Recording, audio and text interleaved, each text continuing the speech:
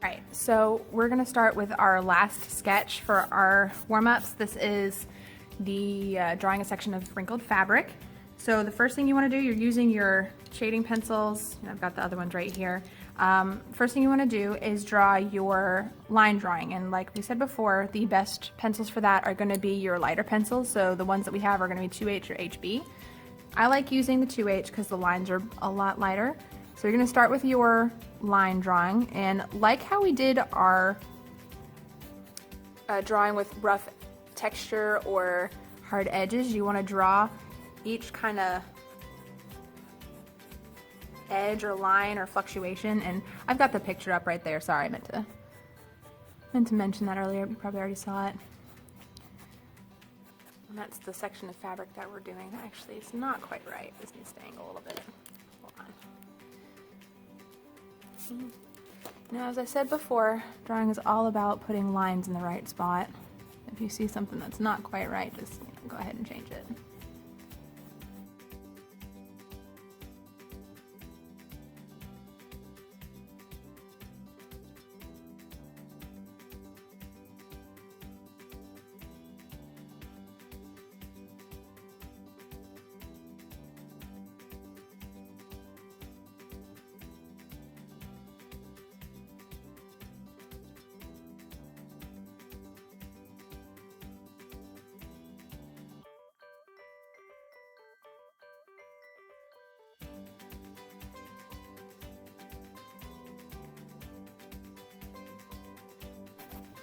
Okay, so this is about, I'm not going to worry about getting the bottom done because it's not really shown in the picture that much.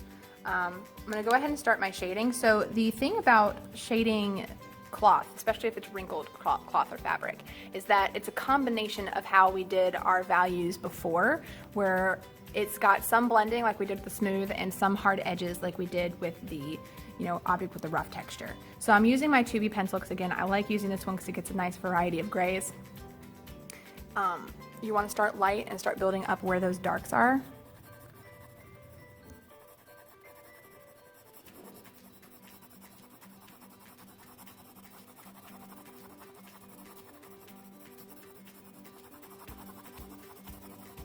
I've got some dark along this edge here and some dark along this edge, and kind of between here there's some blending going on.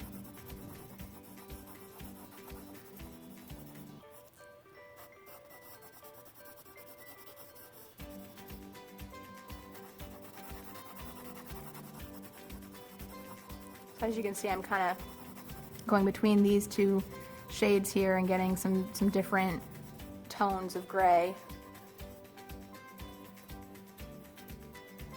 This is kind of dark right here, but then it lightens up as it stretches across to this piece.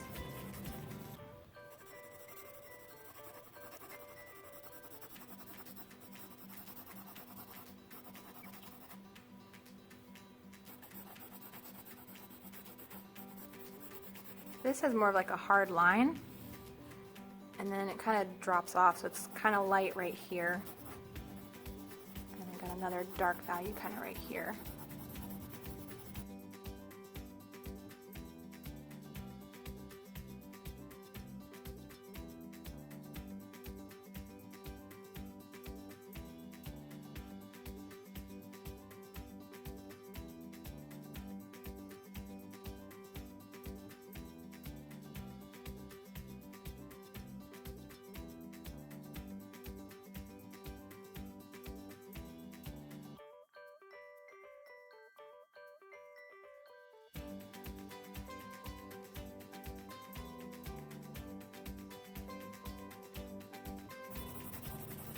Try to keep your tones kind of even, so you don't want a whole lot of streakiness. Yes, I am going to blend this, but before I start blending it, I don't want to have a whole lot of like lines in my values or edges where there's not supposed to be.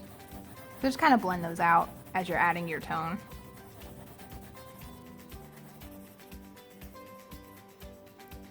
Alright, so this actually, it's dark, it's really dark here, so I need to make that dark, but it's actually kind of a gray here because this has got a highlight. And there's a shadow coming up right here.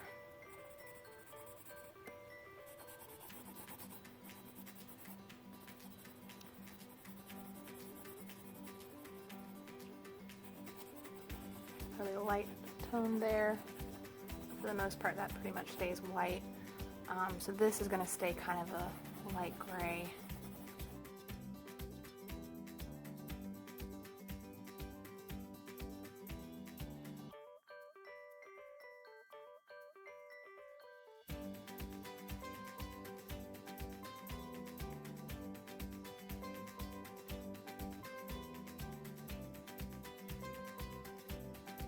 Alright, so I've got this side done. I gotta move back over here. Again, I've got a blending tool. I'll use that once I get all my values done. Those are called blending stumps again. Got kind of a really light value here, and it gets dark right here. You know, since I'm right-handed, I probably should have started on the left side of this drawing, so my hand's gonna smudge all this graphite, but, you know, hindsight's 20/20.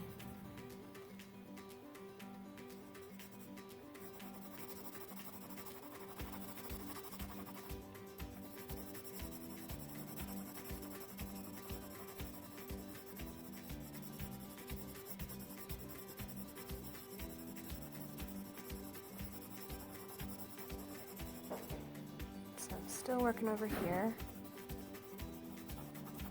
Got this dark value kind of fades into this lighter value here. Kind of buff that out a bit.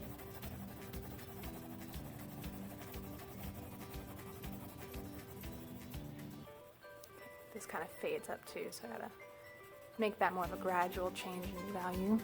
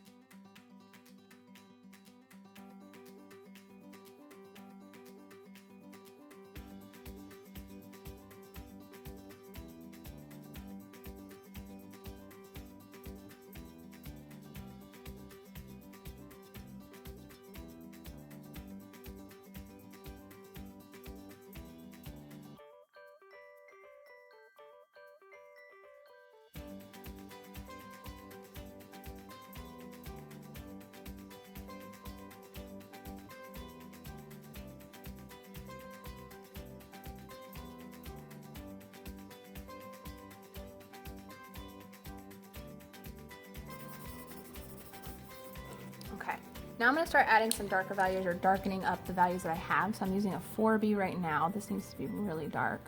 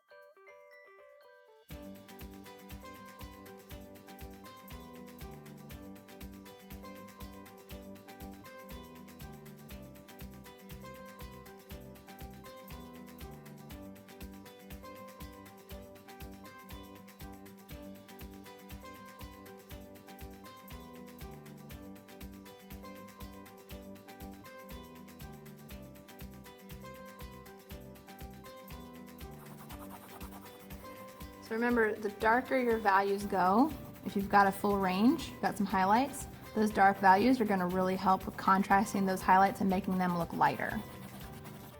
So you want to make sure that you don't just have one tone of gray, you've got to make sure you have a lot of grays. all those tones in between.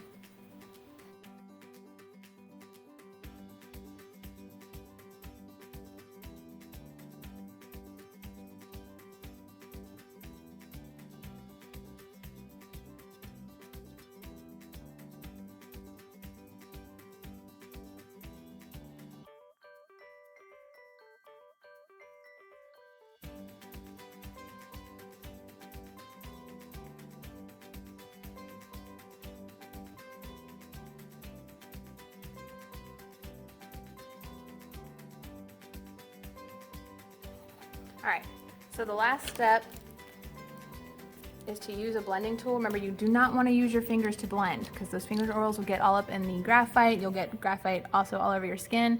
And if you start putting fingerprints down, especially if you've got a lot of graphite on your skin, if you start putting fingerprints down in your paper, you won't be able to erase them. They're just kind of going to be there forever. So you want to use, this is a blending stump. You could use a tissue or a tortillon, one of those shading tools, blending tools. All this does is smudge the graphite. You can even wrap a piece of paper around your finger if that helps. But just make sure you're not using your fingers to blend.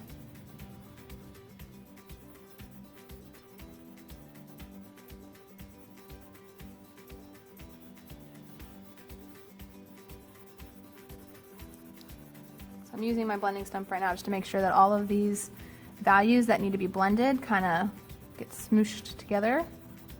And still retaining that kind of the dark, light, medium values, but they're just, it's no longer streaky, it's looking soft.